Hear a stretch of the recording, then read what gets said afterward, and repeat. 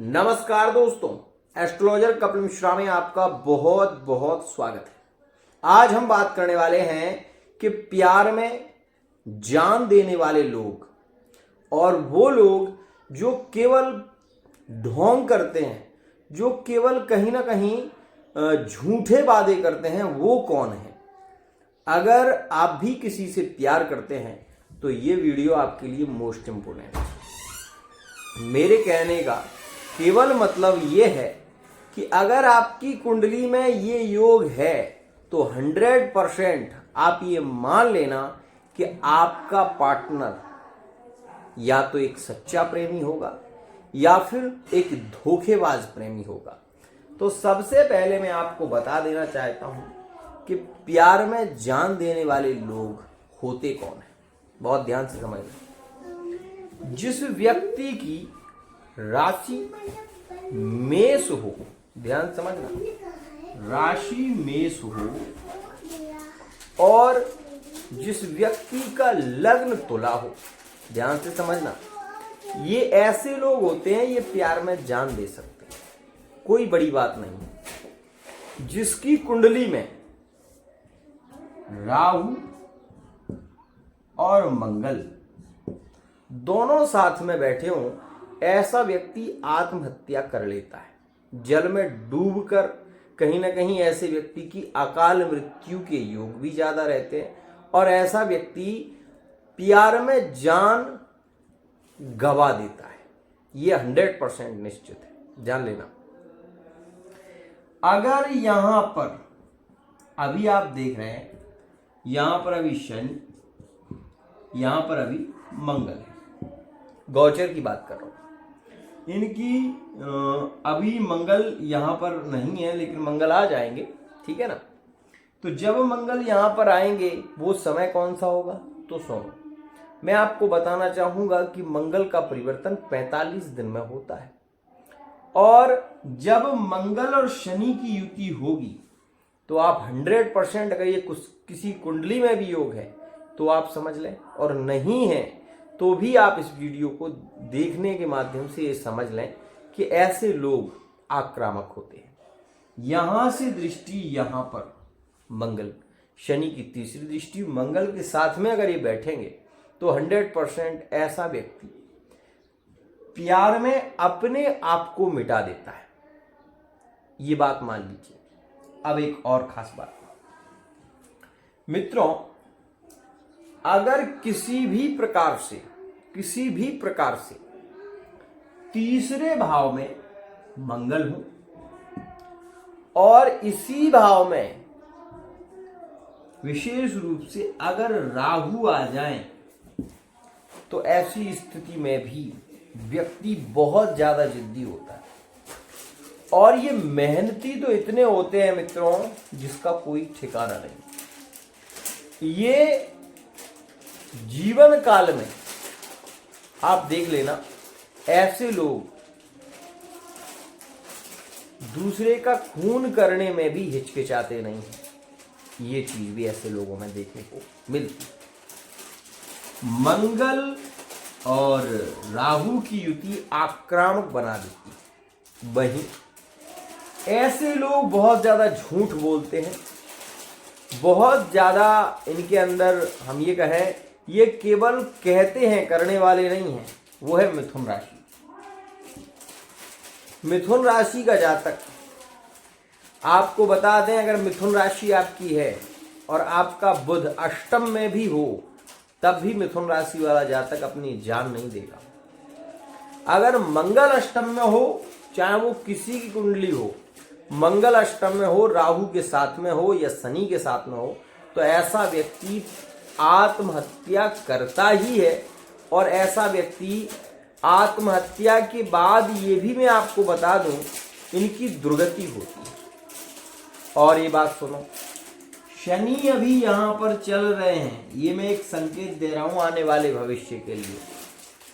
यहां पर शनि चल रहे हैं और जिस दिन, ध्यान समझना, शनि और राहु की युति है, अभी आने वाले समय में आप इस स्थिति को नोटिस करना कि जिनकी भी कुंडली में मंगल दोष है और वो मेष राशि के हैं, प्यार में जान लुटा देंगे, ये 100% प्राण गवा देंगे मेष राशि के जातक। दूसरी राशि सुनो, दूसरी राशि यहां पर मैं आपको बताना चाहूंगा जो आत्महत्या कर सकती है, और वो राशि यहां पर मैं बताना चाहूंगा आपको कि ऐसी एक राशि जिसमें हम कुंभ राशि को भी कह सकते हैं, क्योंकि द्वितीयेश का राहु अभी जो सबसे कठिन समय है, सबसे पीड़ादायक समय कह सकते हैं जिसको, वो रहेगा जो कि अभी 18 मई 2025 तक है। अब इसमें होना क्या है, ये एक कड़वा सच है, और इसको सुनो, गोचर में चल रहा है। तो ऐसा नहीं है कि ये वीडियो बाहर से है, अंदर से ही है। यहां पर आप ये जानना कि मीन राशि में राहु और शनि जब स्वतंत्र हो जाएंगे तो वो समय बहुत घातक होगा। किन किन राशियों के लिए वो घातक हो सकता है, जिनकी कुंडली में वो योग है। ये गोचर में योग है, ये एक अलग बात है मित्रों। अगर आपकी कुंडली में द्वितीय भाव का मंगल है तो आप अपने आप पर इस समय नियंत्रण रखना। कारण ये है कि इस समय में शनि दूसरे भाव में है, और उसी भाव में आपकी कुंडली में अगर मंगल है, आपकी राशि कुंभ है, तो आपको बहुत सतर्क रहना होगा, बहुत सावधान रहने की जरूरत है।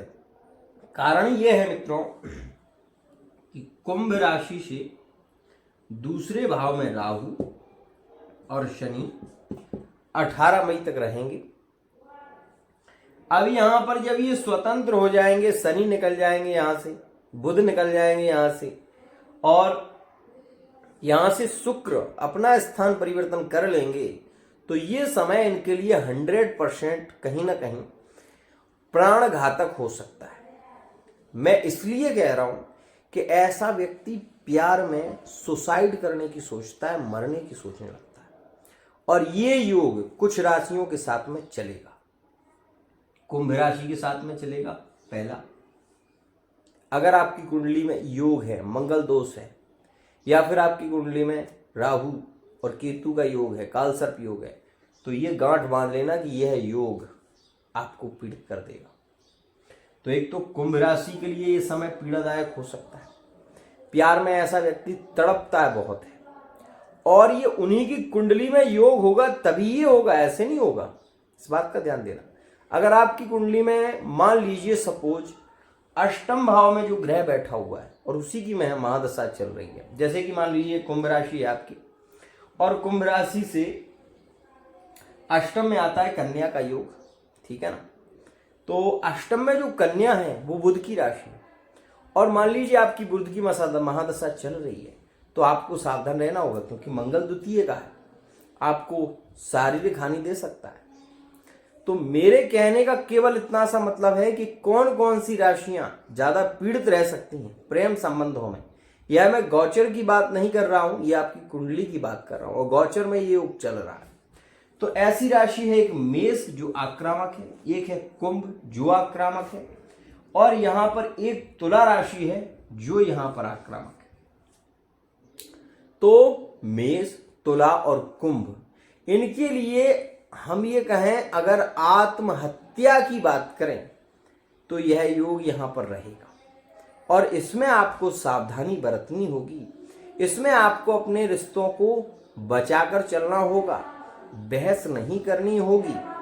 आप शनि से रिलेटिव उपाय जरूर करें, हो सके तो शनिवार मंगलवार के दिन हनुमान चालीसा का पाठ करें, और जिनकी कुंडली में भी शनि छठे भाव का है, चाहे वो किसी भी राशि के हो, ध्यान रखना छठे का शनि, और शनि के साथ में अगर मंगल दृष्टिवत संबंध में है या फिर मंगल साथ में बैठे हुए हैं कुंडली में, 100% एक्सीडेंट दुर्घटनाएं बहुत होंगी।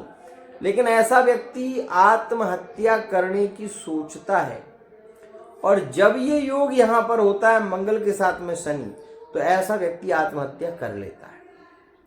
अब आपके मन में ये विचार होगा कि अष्टम में शनि तो आयु की वृद्धि करते हैं। आयु की वृद्धि शनि अकेले हो तो करते हैं, लेकिन मंगल के साथ में शनि नहीं कर पाते आयु की वृद्धि। क्यों? क्योंकि शनि जो है ना वो मंगल से, यहां पर आपको बता दें, मंगल सेनापति पद पर है और शनि शासन प्रिय है। शासक मतलब जनता है, तो जनता में जैसे एक सेवक की भूमिका होती है वैसे ही यहां पर शनि की भूमिका है। तो शनि तो सेवक है और सेवक को स्वामी से दबकर रहना पड़ता है, आप सभी जानते हो। तो इस स्थिति में शनि को मंगल से दबना पड़ेगा और जिसके कारण शनि आयु की वृद्धि नहीं आयु की हानि करेंगे। आज के लिए इतना ही। आशा करता हूं ये वीडियो आपको पसंद आया होगा। वीडियो यदि पसंद आया है चैनल को सब्सक्राइब करें। मैं केवल ये कहना चाहता हूं कि ढोंगियों के पास मत जाओ। अगर आपको लगता है कि वाकई कोई व्यक्ति आपके भविष्य को बता सकता है, वाकई आपको एक सटीक रीडिंग मिल सकती है, तो वहां जाइए। यहां पर आए दिन लोगों के साथ में फ्रॉड हो रहा है। क्या मतलब है आपका वहां जाने के से? क्या होगा? कुछ भी नहीं होगा। लोग समस्या तो सभी बता देते हैं, सबको पता है कि कालसर्प योग कैसे बनता है, जो थोड़ा बहुत जानते हैं वो सभी बता देते हैं, लेकिन समस्या का जो समाधान दे वही एक सच्चा ज्ञान है। लोग आए दिन आपको मैं बताना चाहूंगा, अभी मेरे पास में कल एक रीडिंग आई थी, उन्होंने 72,000 रुपए, 72,000 अपने प्यार को पाने के लिए खर्च किया मित्रों। और जिसके अकाउंट में वो पेमेंट गया उस व्यक्ति ने ना तो उन्हें देवी जी के दर्शन कराए, ना उन्होंने ये दिखाया कि कहाँ क्या हो रहा है उनके लिए। तो ऐसे लोगों से बचना चाहिए, हो सके तो ऐसे लोगों से दूर रहें। केवल आपने कई बार सुना होगा, कई लोग कहते हैं, मुझे बड़ा आश्चर्य लगता है। अभी मैं एक वीडियो देख रहा था, उसमें भी मैंने सुना, वो कह रहे थे कि मंत्रों से कुछ नहीं होता। अरे भाई, मंत्रों से कुछ नहीं होता तो ये जो जगन्नाथ पीठ में बैठे हुए हैं, जो गोवर्धन पीठ में बैठे हुए हैं, ये सब मूर्ख हैं क्या? सोच कर देखो।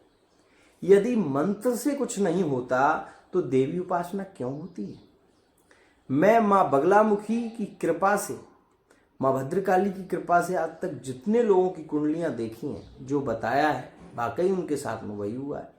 लेकिन केवल मैं इतना कहना चाहता हूं कि जो लोग तंत्र को गलत बता देते हैं, मंत्र को गलत बता देते हैं, वो आखिर करना क्या चाहते हैं?